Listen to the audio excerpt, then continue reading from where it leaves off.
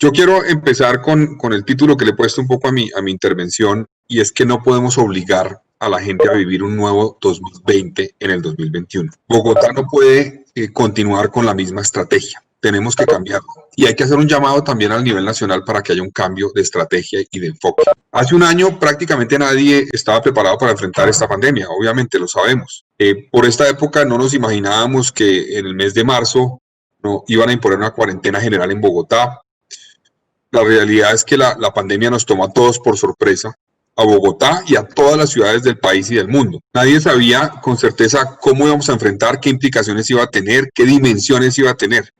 Y tuvimos que tomar decisiones, sin lugar a dudas, con poca evidencia y además bajo la presión de la necesidad de actuar rápidamente. En ese momento era entendible que las decisiones se tomaran con esos elementos, con presión y obviamente también con poca evidencia. Sin embargo, Presidenta, han pasado 10 meses en este momento, durante los cuales la comunidad científica en Colombia y en el mundo ha venido generando conocimiento y evidencia sobre la marcha a ritmos increíbles, vertiginosos realmente, tanto así que logramos en el mundo desarrollar una vacuna en cuestión de 10 meses para enfrentar esto, algo que yo creo que nunca antes había sucedido. Entonces, en mi opinión, no puede ser, no podemos permitir que la alcaldía siga tomando las mismas decisiones que se tomaron al principio de la pandemia, implementando las mismas medidas cuando no sabíamos nada del virus.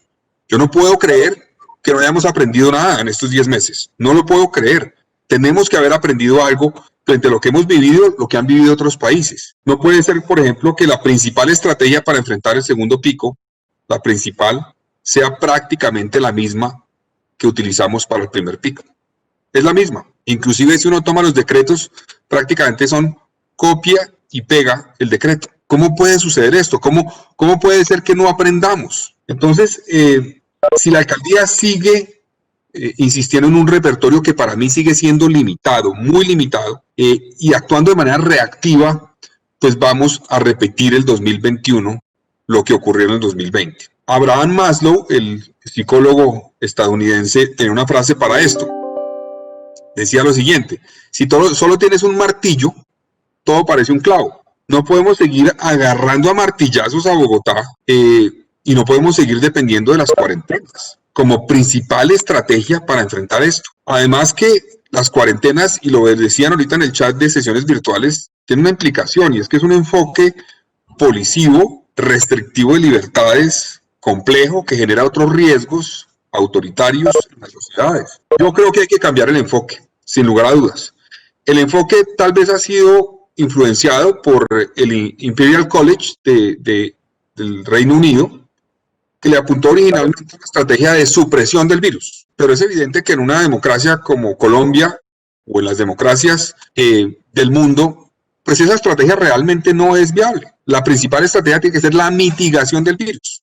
Y cuando uno se distrae en la supresión del virus y no implementa medidas efectivas de mitigación del virus, pues pierde tiempo y seguramente pone en riesgo a personas que podría eventualmente salvar si tiene estrategias efectivas de mitigación. Yo por eso creo que hay que cambiar el enfoque, pasar de ese enfoque de cuarentenas, policivo. Hoy el secretario de gobierno, por ejemplo, pone un trino donde dice: en todas las localidades de Bogotá verificamos que quienes salgan cumplan con el decreto 18/2021 de cuarentena estricta. Tenemos 35 puestos de control fijo y 55 grupos móviles de inspección, apoyados por 5.100 policías, 380 soldados y 2.500 funcionarios de Bogotá. Esa es la estrategia para enfrentar la pandemia hoy. Pensemos un poco si esa realmente es la mejor política para enfrentar una pandemia, además 10 meses después de iniciada. Para mí la mejor política de salud pública para enfrentar una pandemia es la educación, es la pedagogía, no por un concepto idealista, sino realmente práctico y pragmático, porque si uno no logra transmitir con información lo que estamos enfrentando, cambiar comportamientos, entender cuándo hay mayor riesgo, cuándo hay menor riesgo, cómo manejarlo, pues no lo vamos a resolver. Y cuando el enfoque es policivo, es básicamente de policía, de coerción, de obligación, de encerrar, de soldados en la ciudad verificando esto, yo tengo la convicción de que no vamos a resolver el problema, porque el día que se levante la cuarentena, como además lo mostraron algunos concejales en la sesión anterior, vuelve y crece el contagio. Es decir, solamente aplazamos unos días la problemática del contagio. No logramos realmente resolver el tema. Entonces yo quiero en esta intervención hacer énfasis en eso, en que tenemos que cambiar el enfoque. El enfoque hay que cambiarlo por un enfoque de pedagogía, un enfoque que le apueste realmente a trabajar con la gente para entender que tenemos que convivir con el virus, que la meta es llegar a esa inmunidad de rebaño, que por 2 vías se puede llegar a ella. Obviamente por la vía de la vacuna es la ideal, pero no va a ser rápido, eso va a tardar tiempo. Y la otra vía, que puede ser obviamente y va a ser combinada, es la vía de las personas que se han contagiado y que generan ya una inmunización que se sabe que, según estudios que han hecho también en Inglaterra, es parecida al nivel de protección que genera la misma vacuna. Entonces yo creo que ese es el cambio de enfoque que tenemos que hacer y no quedamos martillando con la misma estrategia. ¿Por dónde podemos comenzar este cambio? Yo creo que tenemos que hacernos la pregunta si realmente estamos haciendo todo lo que se puede hacer para mitigar el contagio o estamos tropezando una vez y otra vez con la misma piedra. Una de las falencias más grandes del enfoque que tenemos hoy en Bogotá es la forma como se está manejando la vigilancia epidemiológica. Es decir, sabemos muy poco sobre la forma como se está propagando el virus en Bogotá. Sabemos muy poco sobre eso. Debido a que la manera en la que se propaga el virus depende de los estilos de vida y las interacciones sociales, la propagación del virus podría tener unas características muy especiales en una ciudad, en una sociedad, en un país, frente a otros.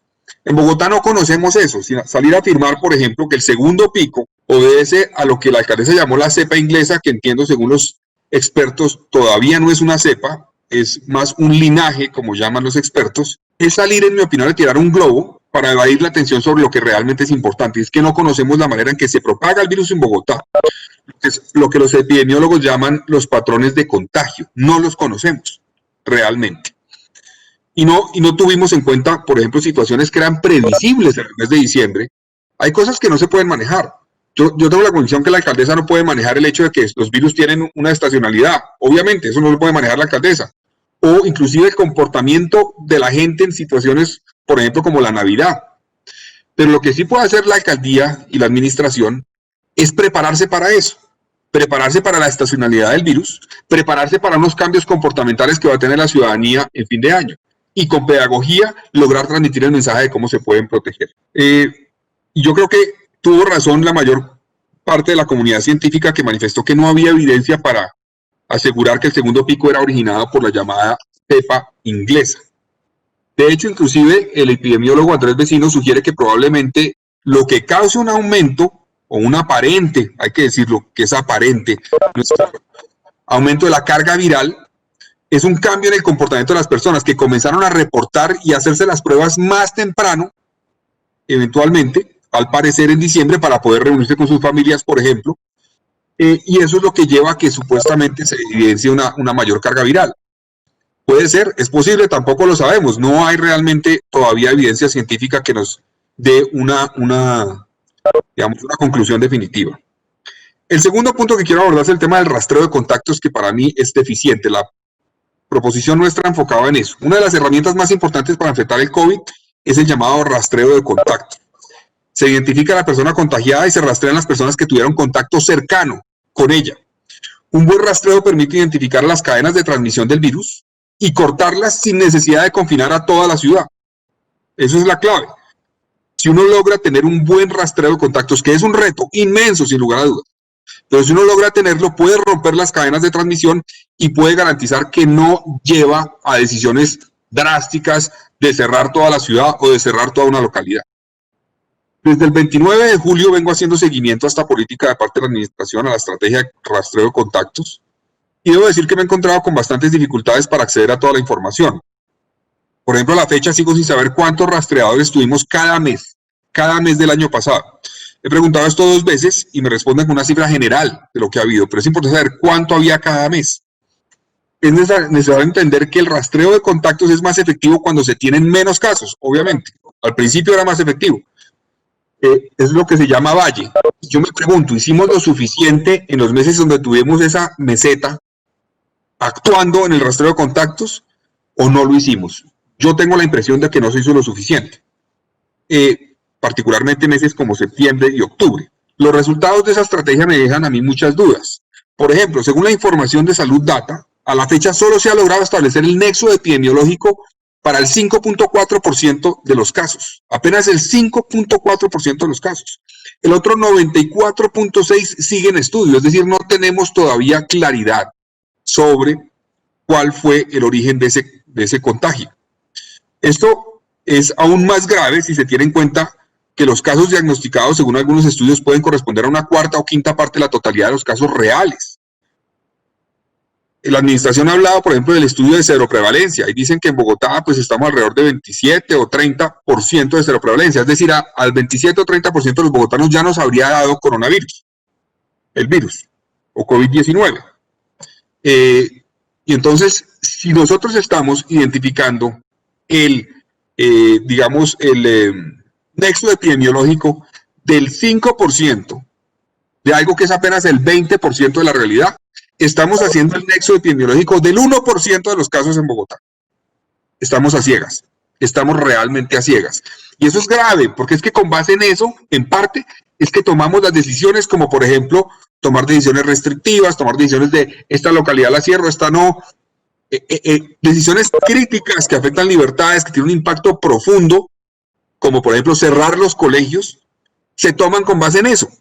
Y si lo estamos tomando con base en una información que es realmente insuficiente, sabemos el 1% de los casos cuál fue el nexo epidemiológico, pues estamos cometiendo sin lugar a dudas errores. Para la fecha de la respuesta que tuvimos a la proposición anterior, teníamos unos 300.000 casos acumulados en Bogotá, lo que significaría que siguiendo el protocolo, que se debería haber contado con al menos 2.7 millones de personas contactadas, según eso, porque la meta del protocolo es que por cada caso positivo se iba a contactar a 10 contactos cercanos que haya tenido la persona para alertarlos sobre la situación. Y lo que esto indica es que, según la respuesta, se hablan de 795.000 contactos, es decir, apenas 2.6 contactos por cada caso, lo cual está muy por debajo de los 10 contactos que era la meta del protocolo. También le pregunté a la Secretaría por las cifras discriminadas de los contactos que conviven y los que no conviven con casos confirmados, pero no hubo una respuesta. Es importante saber esto, porque seguramente esos 2.6 casos o contactos por caso son convivientes de la persona positiva, pero es crítico tener la información también y sobre todo de los no convivientes de la persona. Yo no sé si no tienen ese dato o si el dato lo que muestra es que la mayoría de los casos rastreados corresponden a personas que viven con los contagiados.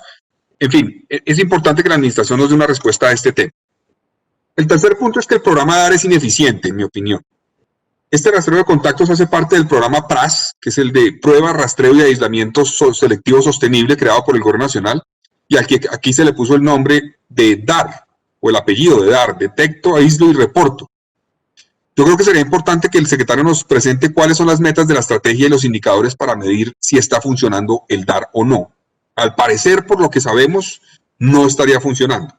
Por ejemplo, según la misma información de Salud Data, el porcentaje de personas que se aíslan fue disminuyendo a mediados que avanzaba el año pasado.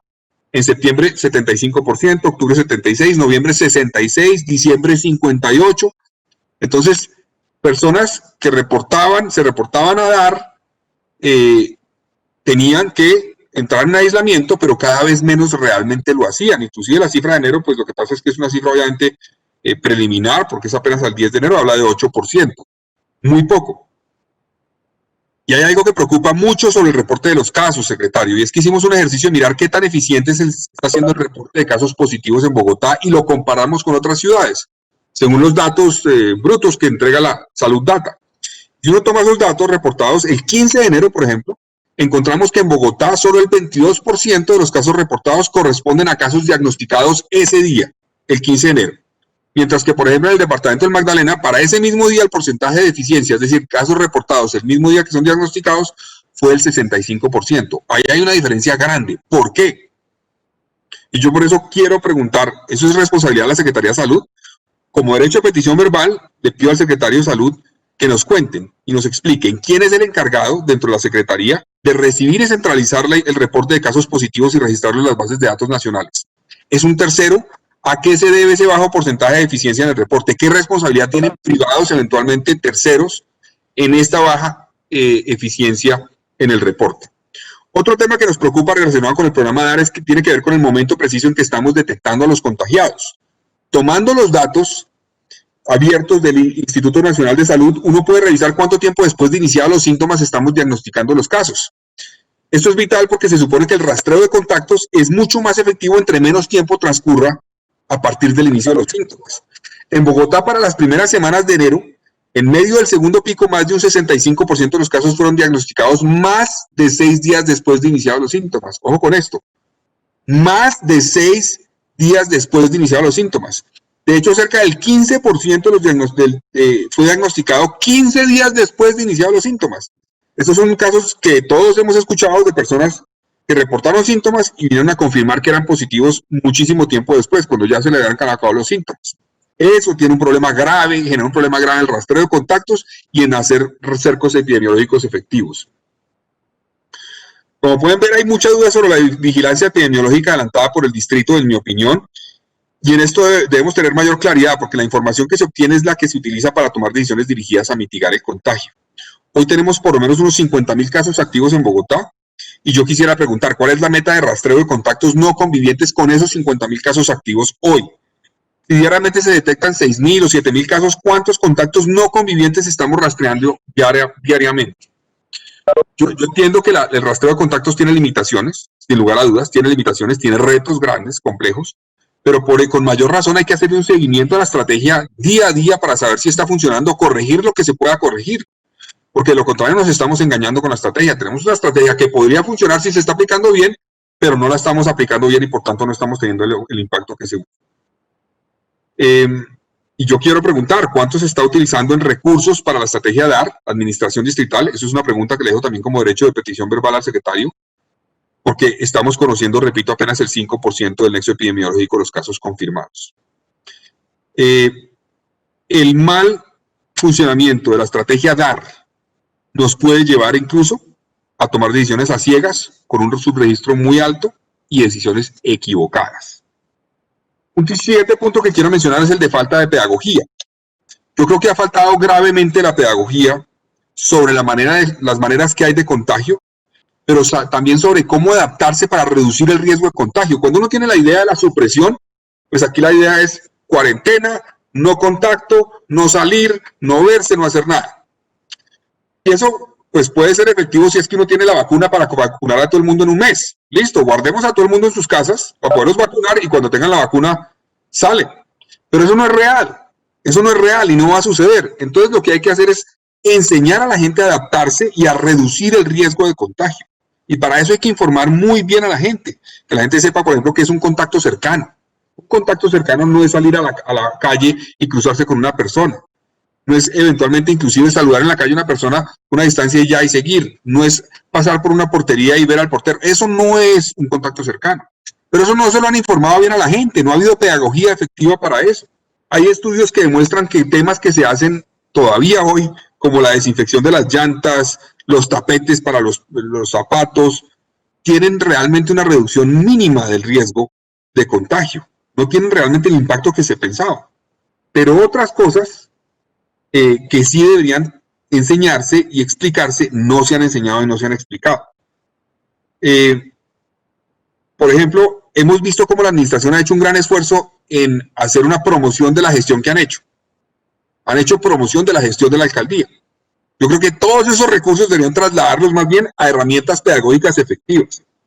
No hemos hecho pedagogía sobre las pruebas PCR y sobre la manera correcta de usar las pruebas PCR. Por ejemplo, explicar la diferencia. La mayoría de la gente, les garantizo, no sabe la diferencia entre una PCR, una prueba de antígeno, una prueba de anticuerpos. La mayoría no lo sabe. Y por lo tanto, cuando se hace la prueba, no tiene claridad sobre cuál es la información que esa prueba eventualmente va a tener. Y yo lo dije en el caso, por ejemplo, de la alcaldesa. Yo creo que lo que pasó con la alcaldesa y el viaje que hizo de vacaciones, sin lugar a dudas fue un error, que lo corrigió afortunadamente, pero perdió una oportunidad inmensa la alcaldesa de hacer una labor pedagógica muy grande. ¿Por qué? Porque como le contaba yo hace unos días al concejal Sergio Nieves, hay estudios ya hechos en varios países del mundo que indican que las pruebas PCR tienen un alto índice de negativos, de falsos negativos. Por ejemplo, si la persona se hace la prueba un día después del contagio, La probabilidad que salga negativa, a pesar de que está contagiado, es de un 100%. Si la persona se hace la prueba 4 días después de haberse contagiado, 4 días después de haberse contagiado, la probabilidad de que salga negativo, a pesar de que está contagiado, es de un 65-67%. Imagínense ustedes eso. E inclusive, si la prueba se la hace entre el 7º y el 8º día, que es cuando es la ventana, digamos, la mejor ventana para hacerse la prueba, la probabilidad de que salga negativa, a pesar de que la persona está contagiada, es de un 20%. Inclusive ahí, que es el mejor momento, ya después vuelve a crecer el porcentaje de falsos negativos. Entonces, ¿eso lleva a qué? A que las personas primero tienen que hacer cuarentena antes de hacer la prueba PCR. Si no, no tiene sentido hacerla. Cuarentena de 7 días. Tienen que hacerla. Hacerse la prueba e inclusive después tomar medidas preventivas mientras que le llega obviamente el resultado de la prueba. Pero lo que pasó con la alcaldesa es que la alcaldesa se hizo la prueba, antecitos de montarse al avión, llegó acá, cuando le preguntaron, ¿se va a guardar? Dijo, no, porque tengo prueba PCR negativa. Y entonces la gente dice, listo, perfecto. Y eso fue lo que pasó en diciembre. En diciembre mucha gente se hizo la prueba PCR sin hacer cuarentena, se fue a la casa porque dijo, tengo un negativo, no hizo cuarentena previa, se contagió en esos días previos a la prueba, fue donde la familia, contagió a la familia y generó el impacto en parte del pico que estamos viviendo. Si la alcaldesa llega y dice, llego a Bogotá, tengo prueba negativa, pero voy a guardar cuarentena porque no hice la cuarentena previa, generaría un impacto muy positivo pedagógico en la ciudadanía. Pero no aprovechó esa oportunidad, sino que al contrario, mandó un mensaje equivocadísimo sobre lo que significa tener una prueba negativa y cómo se hacen las pruebas. Entonces yo creo que tenemos que trabajar en ese tema de la pedagogía. Creo que es clave explicarle a la gente muy bien cómo es el tema. Sobre la capacidad hospitalaria, pues ya muchos concejales han hablado sobre ese tema, yo no voy a profundizar ahí, pero sí quiero decir una cosa. Yo le valoro muchísimo al secretario de Salud que salió y reconoció que fue un error el cálculo de 4.000 unidades de cuidado intensivo. Pocos funcionarios públicos, me incluyo ahí, pocos, digamos, me incluyo en el sentido de que muchas veces no lo hago y hay que hacerlo. Hay que reconocer errores, digamos, y eso genera confianza. Entonces yo le reconozco al secretario de Salud que haya reconocido ese error de proyectar 4.000 unidades de cuidado intensivo cuando no era viable. Pero me preocupa una cosa, y es que las respuestas oficiales que me dio la administración a mí a las proposiciones dicen que la reducción de UCI de 4.000 a 2.000 no fue porque se hubieran equivocado en la proyección inicial, sino fue porque básicamente ajustaron porque vieron que no necesitaban esa UCI. O sea, no porque fue un error de proyección, porque necesitaban personal y no había el personal, no. Fue porque hicieron el estudio y dijeron no vamos a necesitar más UCI. Con esas es suficiente. Entonces son dos respuestas distintas. ¿Fue un error de proyección o fue que realmente un estudio epidemiológico equivocado les dijo que no las iban a necesitar y ahora sí las necesitamos? Eso es importante aclararlo para saber efectivamente qué vamos a hacer en un eventual tercer pico. Estamos todavía en el segundo pico, vienen todavía días muy difíciles. Hay información que indica, por ejemplo, que se están trasladando pacientes a otras ciudades, lo han dicho, y eso es muy positivo que otras ciudades nos apoyen. Eso es lo ideal, que trabajemos en conjunto para ver cómo logramos entre todos enfrentar esto. La pregunta es si eso está ocurriendo porque en Bogotá ya no hay o porque en Bogotá eventualmente hay gente que quisiera ir a unas clínicas y ya no tiene espacio en esas clínicas y prefiere que lo trasladen a otras ciudades. En fin, eso hay que aclararlo y tener claro cuándo si vamos a necesitar más UCI, cuándo y cómo podemos garantizar eso.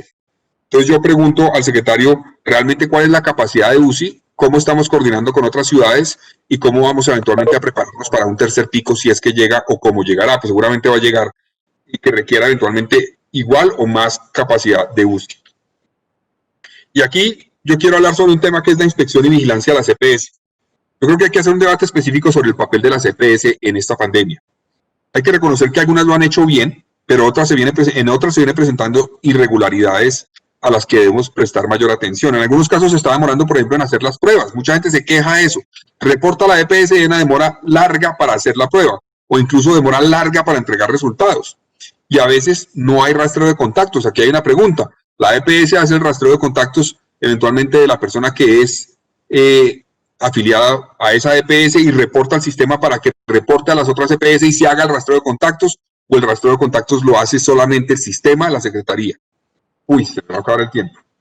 Entonces, eso sobre las EPS, ya no voy a profundizar más sobre el tema, pero básicamente me parece importante aterrizar y hacer una vigilancia a las EPS. Sobre las cuarentenas, porque la estrategia de vigilancia epidemiológica está fallando y contamos con muy poca información real sobre el comportamiento de los virus, es que la alcaldía sigue insistiendo en las cuarentenas. Se insiste en esta herramienta porque no tenemos realmente claridad sobre cómo está, digamos, propagándose el virus. Y yo creo que es inadmisible que el costo de no tener un buen sistema de vigilancia epidemiológica y no tener una estrategia de mitigación centrada en la pedagogía, por esa razón tengamos que pagar con cuarentenas que afectan drásticamente.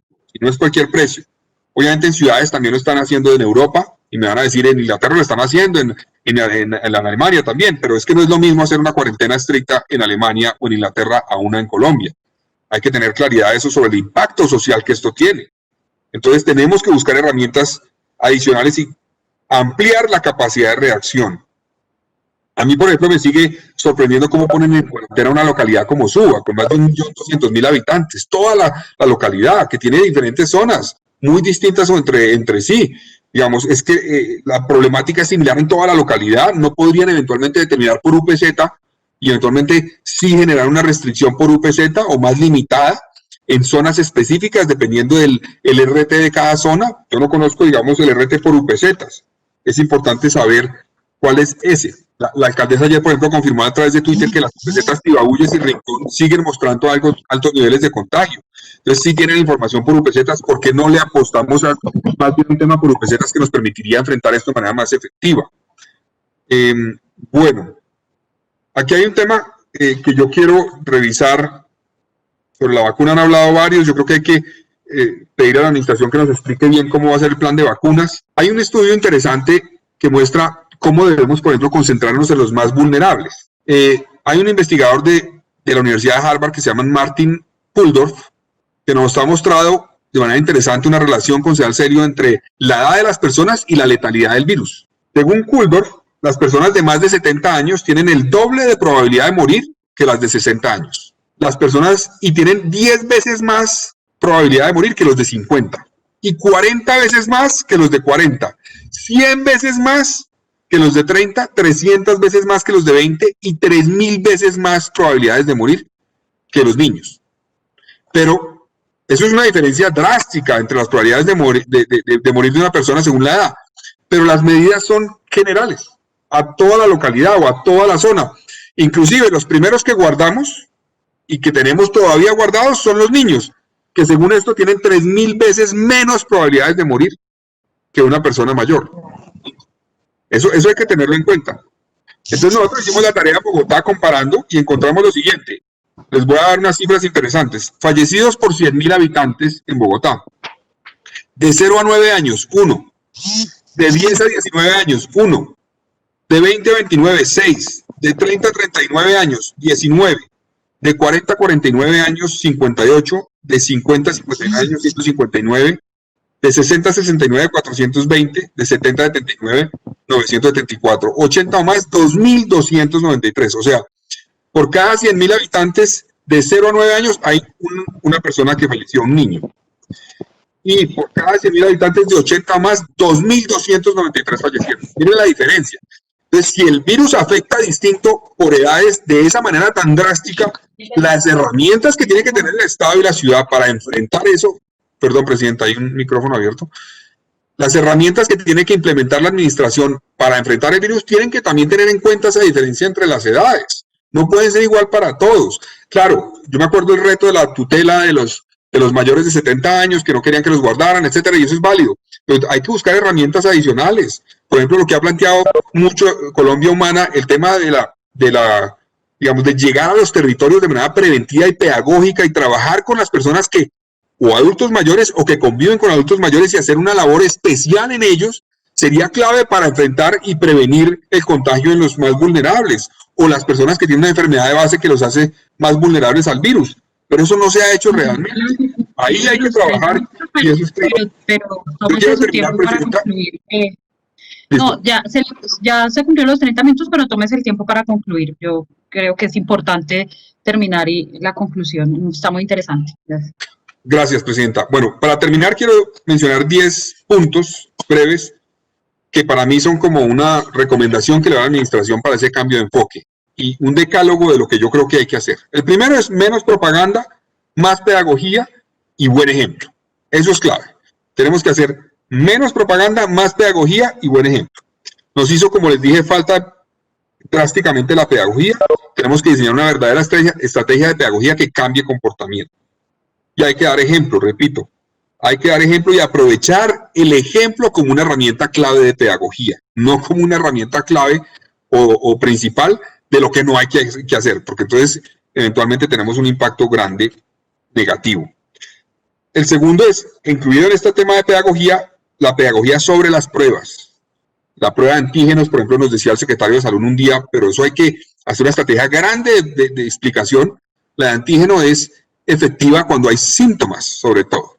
Prácticamente es cuando hay síntomas. Cuando no hay síntomas, no. Entonces una persona no tiene síntomas y va y se hace la prueba y dice, el antígeno salió negativo, estoy bien, pero puede contagiar a otras personas. Esa pedagogía no se ha hecho. La PCR, repito, también. Entonces, insisto en hacer pedagogía con ese tema de las pruebas. Pedagogía con la vacunación también es clave. Tercer punto, pedagogía con la vacunación. No hemos adelantado suficiente pedagogía para cuando llegue la primera dosis y eso no es una campaña rápida.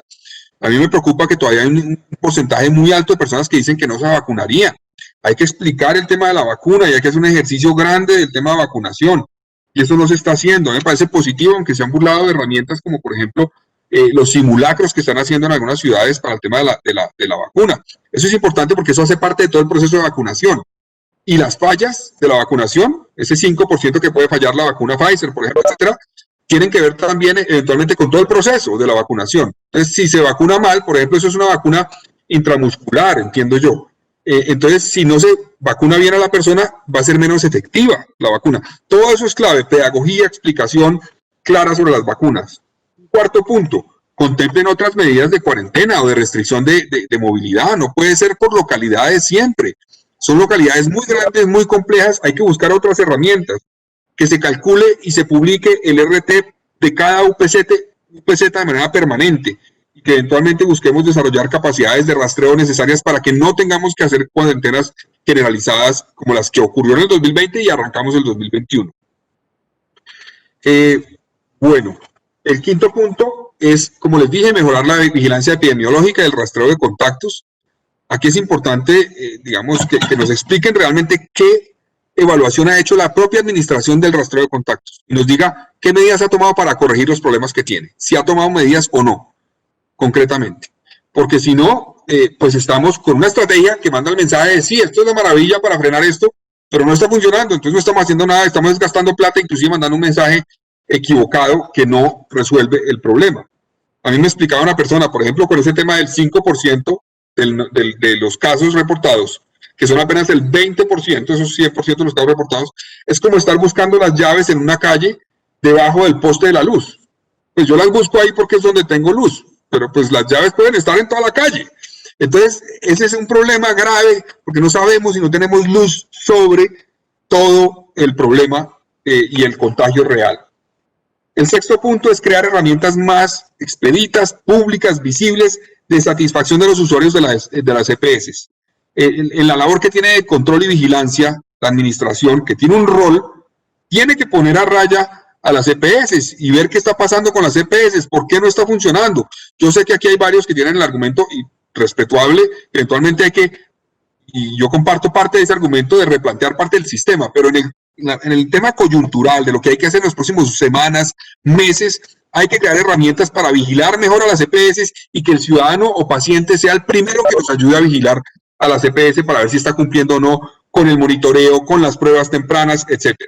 Séptimo, yo creo que hay que promover actividades de bajo riesgo al aire libre.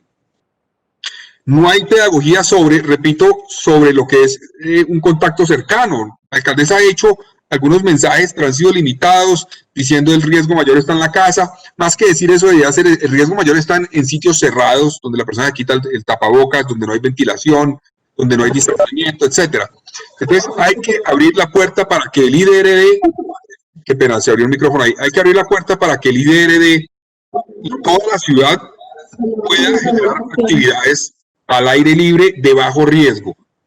Y hay que generar la mentalidad de que aquí no se va a eliminar el riesgo a veces por completo, pero sí entendemos cuál es el riesgo real y estrategias para mitigarlo, vamos a ser mucho más efectivos. El octavo punto, esto yo sé que es polémico, pero es el regreso a clases. Yo creo que el abuso de la medida de confinamiento y cuarentena se está generando sobre todo graves problemas en niños y niñas, gravísimos, y el impacto va a ser grandísimo. No solo está afectando la calidad educativa, sino que también ha venido documentando varios estudios, problemas asociados a la depresión en los niños, en problemas físicos que tienen los niños.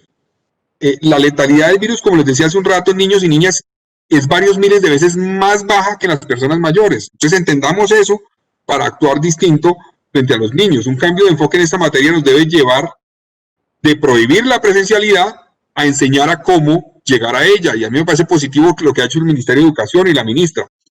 Yo les cito un caso, por ejemplo, la UNICEF ha hecho ya el llamado insistentemente de que no podemos seguir con los niños guardados. El impacto en el mediano y largo plazo para una generación va a ser profundísimo. Y yo, si la alcaldesa está tomando esta decisión con criterios políticos, no con base en la evidencia, yo le hago un llamado porque inclusive en términos políticos el impacto en el mediano plazo va a ser dramático. Vamos a hacer juicios a los responsables del impacto que va a tener esto en esta generación de niños. La Academia Americana de Pediatría hizo un estudio con 90,000 niños en Estados Unidos. Identificó que la tasa de transmisión es muy baja en los niños, en ese estudio 90,000. Y no detectó en ese estudio, no digo que no ocurra, pero no detectó en ese estudio ni un solo caso de transmisión de niño a profesor en ese estudio. Entonces, ¿existe el riesgo? Sí, pero es muy pequeño.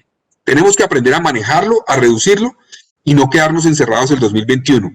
Yo entiendo la decisión del 25 de enero, espero que eso no se prolongue más allá de lo estrictamente necesario y que hagamos el trabajo para regresar al colegio. El impacto, repito, en los niños va a ser dramático y sobre todo en los niños de escasos recursos, sobre todo en ellos. Yo les digo, mi hija va a un colegio que es el Liceo Francés, estudia ahí, yo lo he contado. Ese colegio ya en el mes de octubre, noviembre, diciembre tuvo semipresencialidad, 2 días a la semana iban a clase los niños. Y eso están teniendo muchos colegios privados en Bogotá, o lo tuvieron. Sin embargo, los públicos no. Estamos abriendo cada vez más la brecha, porque eso lo que hace es abrir la brecha. Cada vez más en quienes tienen acceso a cierta educación y quienes tienen acceso a otra educación. Y eso no se puede permitir. Ahí está el principal problema de la desigualdad que tenemos en nuestro país. Noveno, promoción y prevención domiciliaria a personas mayores, ya lo mencioné, hacer el trabajo crítico a personas mayores y personas con comorbilidades, para llegarles a ellos a sus casas de manera preventiva, información, pedagogía, no sé si llamarle vigías de la salud, buscarle un nombre, pero llegarles a ellos en el territorio, eso es clave hacerlo. No quedarnos esperando a que se enfermen, no quedarnos esperando a que se encierren eventualmente con sus familiares y los contagien sin que tengan información suficiente. Y, como les decía, también cooperación con otras ciudades de baja ocupación en UCI. Presidenta, esa es un poco la intervención mía. Yo creo que hay que hacer un cambio de enfoque, hay que realmente actuar con base en la evidencia en esta situación, hay que aprender lo que ha pasado en este año, no nos podemos quedar cometiendo errores de manera repetida. Hay que hacer una evaluación de la gestión en cada una de las estrategias que se han implementado, corregirlas o cambiarlas, y creo que el enfoque tiene que ser no quedarnos en la vaina policiva, coercitiva, restrictiva, sino más bien pedagogía, trabajar con el ciudadano, trabajar con la gente, trabajar en el territorio, trabajar vigilando el sistema de salud que está operando en el territorio, porque si no, no vamos a resolver el problema y vamos a tener un año nuevamente nefasto para Bogotá. Gracias, presidenta.